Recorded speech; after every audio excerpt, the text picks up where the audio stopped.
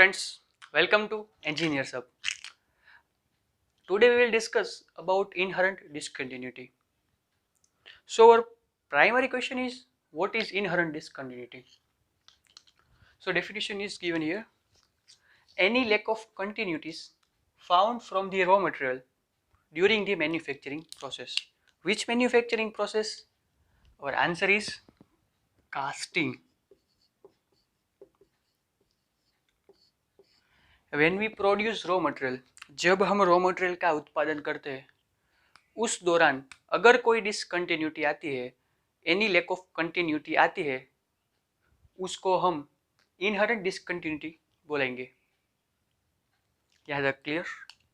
अब बात करते हैं कास्टिंग में कौन सी डिसकंटिन्यूटी आती है। कास्टिंग में mainly cold shut, porosity, inclusions, hot tears और सेग्रीगेशन आते हैं। अब बात करते हैं कास्टिंग में क्या होता है। कास्टिंग में हमारा जो हमारा स्क्रैप है, जो हमारा प्राइमरी जो रॉ मटेरियल है, उसको हम मोल्ड करेंगे। उसको हम जो मोल्टन मेटल होगा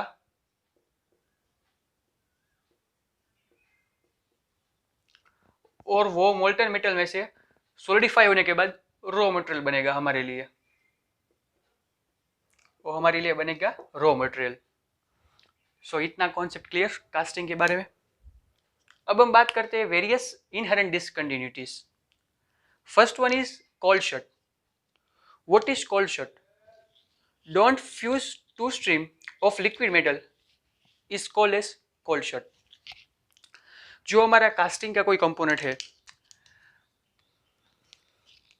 मान लीजिए हमारा कास्टिंग का एक कंपोनेंट है, वो कास्टिंग का जो कंपोनेंट है वो सॉलिडिफाई होगा, तो वो सॉलिडिफाई के दौरान जो दो लिक्विड हैगा, वो लिक्विड का जो लेयर है प्रॉपर सॉलिडिफाई नहीं होगा, उसको हम बोलेंगे कोल्ड शट।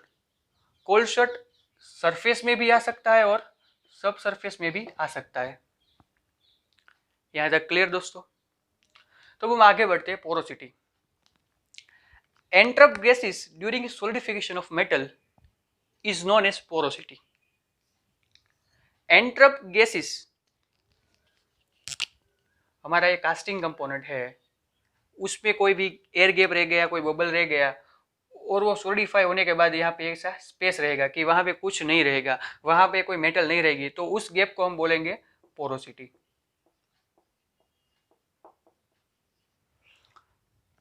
पोरोसिटी कहाँ आ सकती है? पोरोसिटी सरफेस में भी आ सकती है और सब सरफेस में भी आ सकती है। तो अब बात करते हैं inclusions. What is inclusions? Inclusions यानी any foreign particles in base metal known as inclusion. हमारा जो बेस मटेरियल है, उसमें हमारा जो बेस मटेरियल के अलावा कोई और पार्टिकल्स है, उसको हम क्या कहेंगे? इंक्लूजन्स कहेंगे। सपोज हम बात करते हैं कास्टिंग की बात करते हैं, तो कास्टिंग में सैंड कास्टिंग है, तो यहाँ पे कोई सैंड का कोई पार्टिकल रह गया है और यहाँ सब हमारी मेटल है, तो ये जो है उसको हम क्या बोलेंगे? इंक्लूजन्स। अब बात करते हैं हॉट टीयर्स। हॉट टीयर्स को हॉट क्रैकिंग के नाम से भी जाना जाता है। वो एक स्ट्रेस की वजह से आने वाली डिफेक्ट है। हॉट क्रैकिंग, जो रेसिडुअल स्ट्रेस जनरेट होता है ड्यूरिंग दी सॉलिडिफिकेशन प्रोसेस, उस दौरान जो डिफेक्ट आती है उसको हम हॉट टीयर्स बोलते हैं।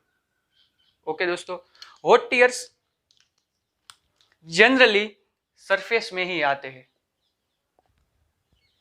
सॉलिडिफिकेशन लास्ट में सरफेस का होता है, तो वहां पे सॉलिडिफिकेशन के दौरान जो डिफेक्ट आती है उसको हम हॉट टीयर्स बोलते हैं। अब बात करते हैं सेग्रीगेशन के बारे में। Localised difference in material composition. हमारा कोई मटेरियल है, मैंने पहले भी बात की थी कि यहाँ पे कास्टिंग है, तो कास्टिंग में क्या होगा? कोई भी रॉ मटेरियल होगा, वो रॉ मटेरियल जो स्क्रैप में से यूज करे तो इसमें फिक्स नहीं रहेगा कि ये सेम ग्रेड का ही रहेगा।